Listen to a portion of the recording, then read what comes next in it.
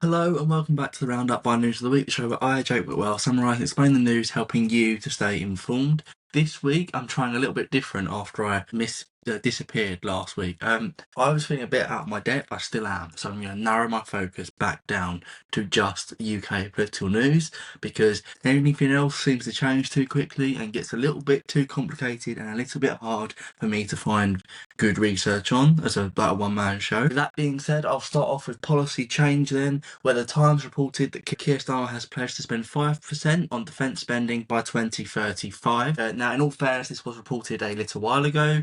Increases in defence spending have been in the news for about a month or two, give or take a few weeks. This time, though, Starmer has met with NATO leaders and announced the spending increase to 5%. He cited an era of radical uncertainty as the need for this increase. Somewhat sketchily, maybe, about this latest announcement is that it is an increase to 5% in 2035. That is after, and that is after the next general election, and would rely on Labour getting re-elected. That election shouldn't come until 2029, although in the last few years, obviously, we've seen more elections than we should have had, so we'll see how that goes. What makes it more sketchy, though, especially to the everyday person and not someone that is waiting for the next general election, because it gives me more to talk about, is that it is completely unfunded so far. It would involve somewhere between a 30 billion and 40 billion pound spend in excess of what we're already going to be spending to get to 2.6%.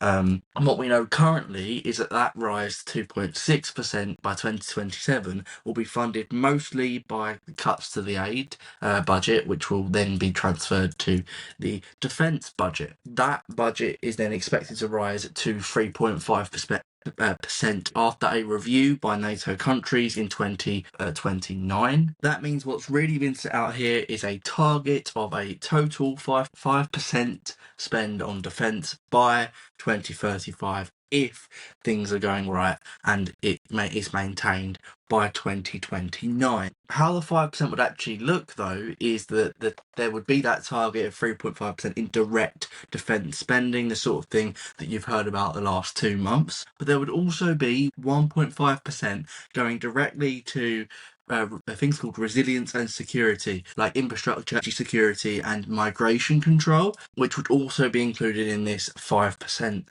defence budget. Obviously, there are a few concerns with how that will be funded, like I've just explained. There will probably be speculation over whether the announcement being saved for the next election means it will be funded by tax rises, and because it's so far ahead, there will be concerns about the firmness of the commitment in general. Now, what we do know is that it's being split between this indirect and direct defence budget, which I haven't heard about recently, so that's new. Anyway, moving on to other news, ITV News noted that the Home Secretary has announced Palestine action will be banned after vandalism at an RAF base. Yvette Cooper announced that the draft legislation will be put through Parliament early next week to prescribe Palestine Action as a terrorist organisation. She can do this under the 2000 Terrorism Act, designating it as being concerned in acts of terrorism. Doing this will make it an offence to support or in any way be affiliated with the group, and that will be punishable by 14 years in prison. That comes after members of the group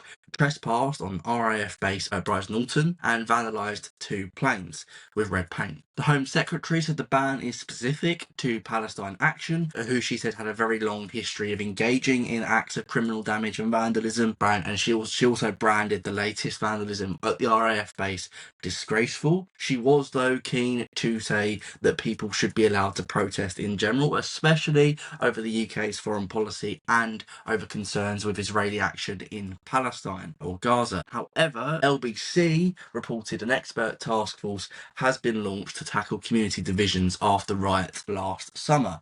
Well, you probably remember the riots last summer after the Southport attack last August, which started in the aftermath of the killings by Axel Radikabana. This has led to an independent commission looking at tackling community divisions across Britain. It's being called the Independent Commission on Community Cohesion, which is a bit of a mouthful, which is why I had to look down at the script. It's being led by the former Home Secretary Sajid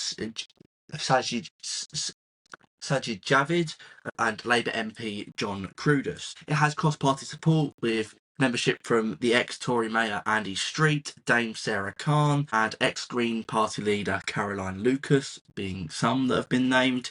It has support from the Housing Ministry as well, but not officially. It's not officially government sponsored. It will aim to deal with the concerns and tackle those concerns that government policy related to the riots and in general to these sort of issues with community divisions are quite reactive, and that there is no proactive policy in place. It is aiming to find out what could be done and sort of recommend that. And now, turning on to what is the biggest policy change this week, is probably surrounding benefits reform.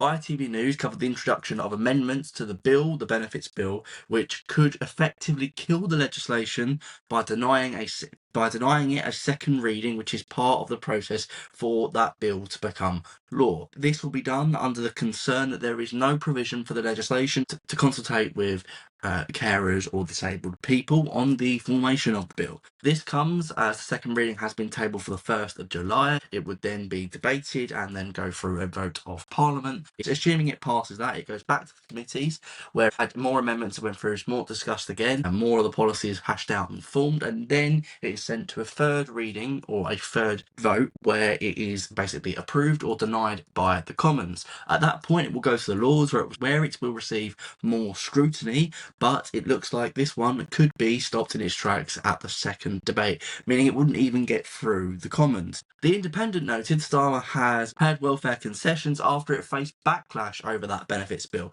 Well, the amendment that ITV News reported on has had on late this week around 120 signatures from within Labour on its backbenches, which had led to ministers having to consider changing the sort of policy to try and quell the possibility of a backbench rebellion and the bill being defeated at the second reading, which would be pretty remarkable for a government with such a big majority. When asked about the changes to the policy being talked about, it's reported that ministers like Wes Streeting, Pat McFadden, Jonathan Reynolds and Liz Kendall have all reportedly been in talks with these 120 backbenchers to try and deliver changes which could stop a rebellion. When asked about those changes on policy, the Deputy Prime Minister Angela Rayner said that she hasn't changed her values towards care and benefits, that she wouldn't ask Labour voters to do that either. She did say that the changes are being made to support people, which is in line with those values. If you didn't remember, the whole reform is over the changes to PIP's eligibility, that is personal independence payments,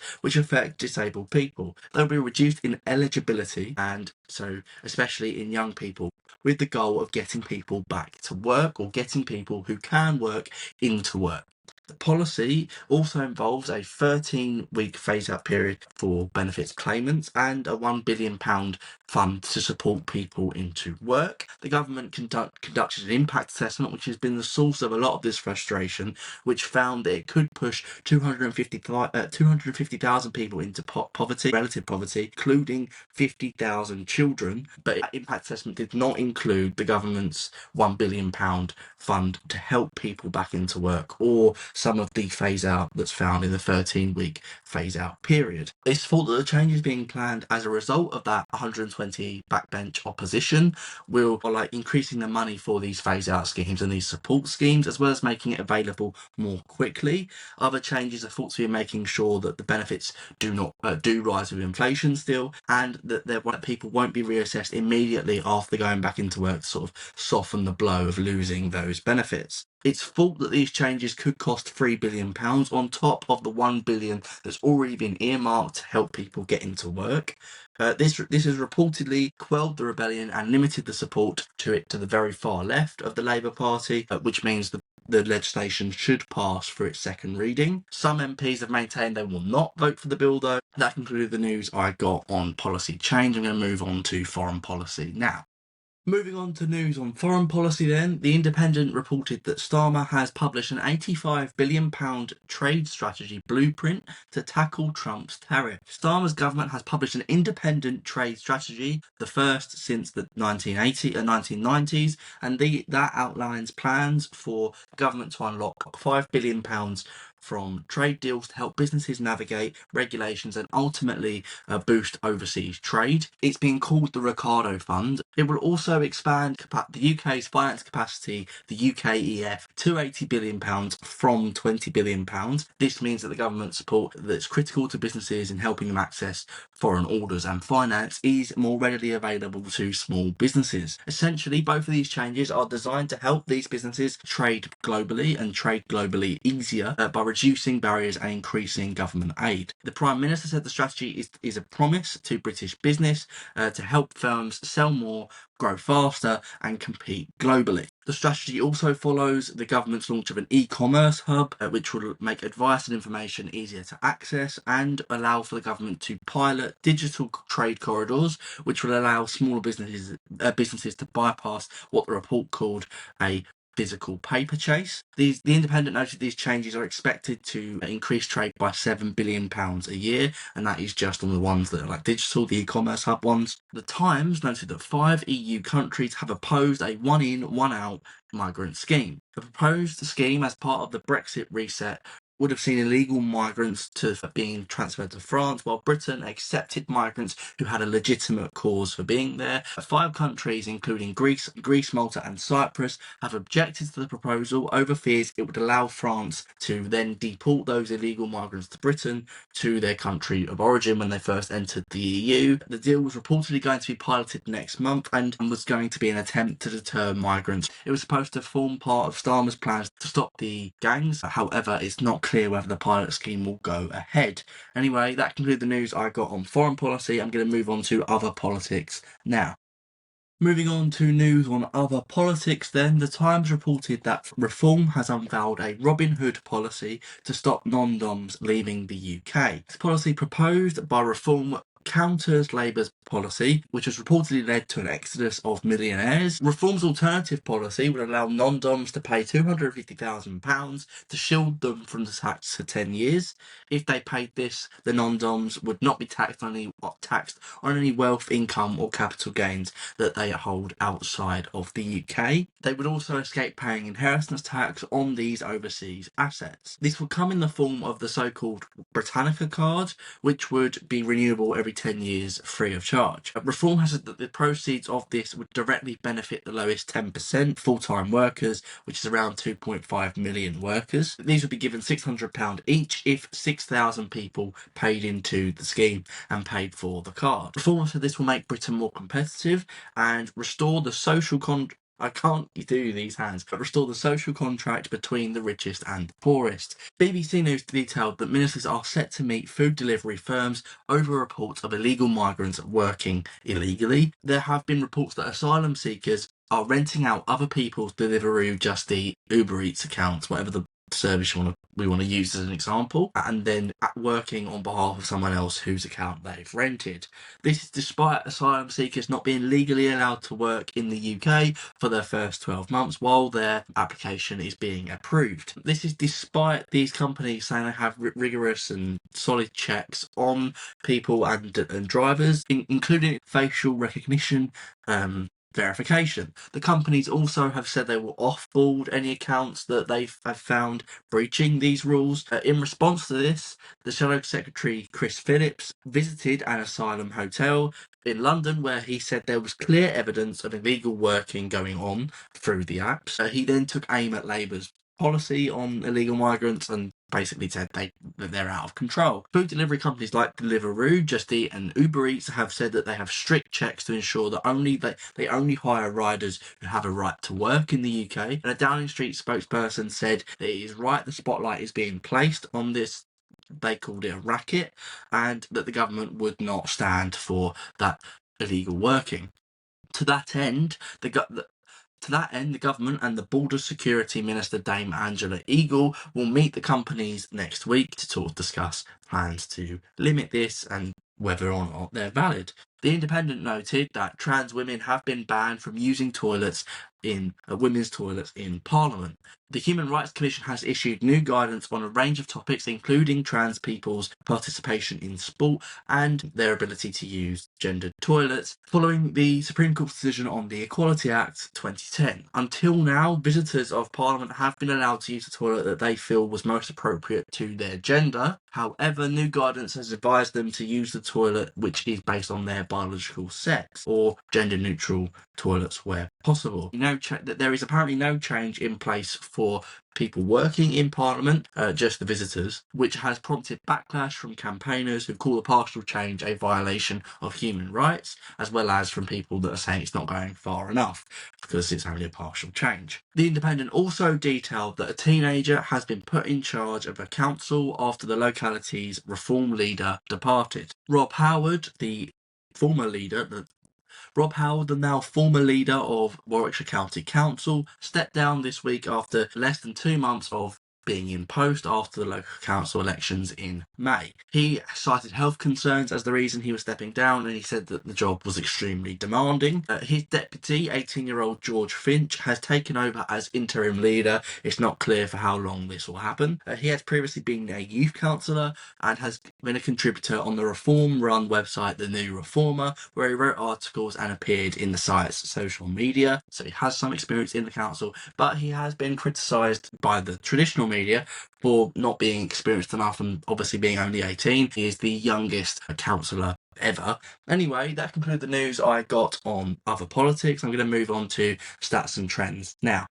Moving on to this week's stats and trends then, The Guardian detailed that the UK is facing its worst job market since 2018. The number of roles advertised on Indeed to graduates was down 33% compared to last year, which is the lowest in 7 years since 20. More specifically, postings in mid-June compared to the end of March were down 5%. That's amid struggles with higher taxes for employers and an increased minimum wage. It seems that the broader job market was holding out overall, but that there's a challenging atmosphere for people coming back into industries like graduates. It's also estimated that there is a role of AI in this, with it having an impact on white-collar work, according to the Organisation for Economic Cooperation. The IMF said that 60% of workers in advanced economies are exposed to AI, and that half of these will be negatively affected. The Telegraph reported that the majority of Britons think that disability benefits are too high. Surveys by the National Centre for Social Research and in its annual British Social Attitudes study found that for the first time less than half of people support increased spending on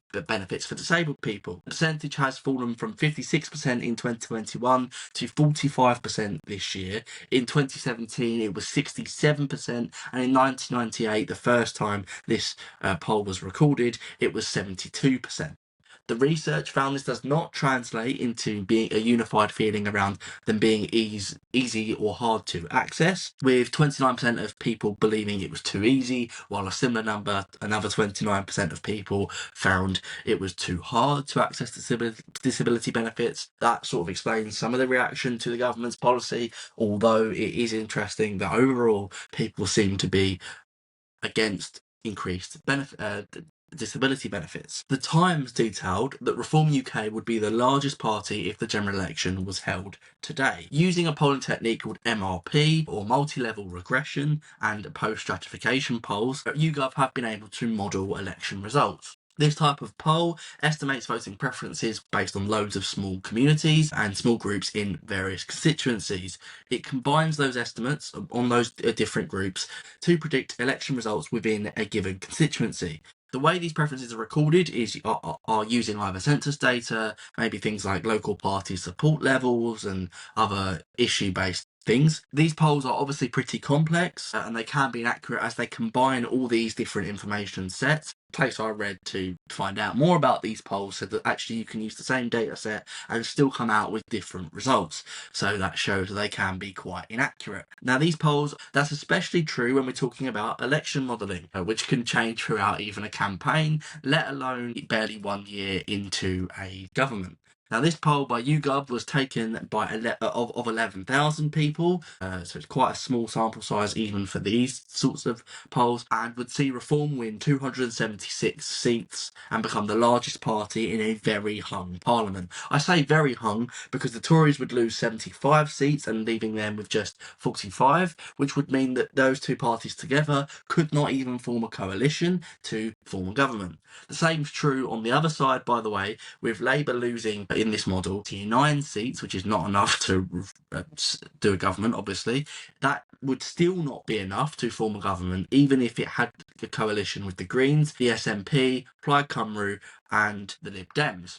This sort of thing has not happened in British politics, which sort of emphasises the inaccuracy of these polls. That wasn't noted in the Times article, but it is noted that a think tank has found that the UK living standards are set to stagnate for the rest of the decade. The Resolution Foundation has found that the median household incomes after taxes will rise by around 1% above inflation by 2029/30. This comes while the median household income for low-income families will fall by around 1%. If growth improves, the think tank noted the forecast could be inaccurate and too low, and that it also said that if the government scraps the two-child benefit cap in any way, even if it's a partial scrap, that it will help some families, and obviously that's been something that's been suggested in the media and in reports about government policy as well. So this might not be entirely accurate either in the fullness of time. Elsewhere, The Guardian reported that a climate change report has found that the UK can reach its targets of being net zero by 2050. The Climate Change Committee, or the CCC, which is a lot easier for me to pronounce than the Multi-Level Regression and Post-Stratification poll, found that the UK can reach its targets by 2050 as well as its interim carbon budgets. The chair of the CCC, Peter Forster, said that the report was optimistic in its prediction, but that the government had to step up and deliver on its climate commitments. Under current plans, the report suggested that net zero could have long-term benefits to the economy by 2038, which is not necessarily something that's been reported by politicians and in the media recently, with people like Kemi Badenoch slamming net zero policies, as well as Reform UK and Richard Tice calling it net stupid zero, for example. Changes made by Labour this year, including the lifting of a ban on offshore wind farms, has brought the UK closer to that 2050 goal and the policy framework which we needed to facilitate that. Policies under the previous Conservative government, like the subsidising of the uptake in heat pumps, has also been named as being helpful to take us closer to that framework. However, the report noted that some of this stuff was a bit too slow and the price of energy is too high due to an over-reliance on volatile gas prices, which is made steeper by a levy. Anyway, that concludes the news I got this week. Thank you very much for bearing with me last week while I was missing. And if you found this episode useful, even though it was just around British politics, please remember to like, subscribe, and comment down below. That helps me in making this every single week so more people can stay informed. Thank you very much for listening. I've been Jake Whitwell on the Roundup by News of the Week. Bye.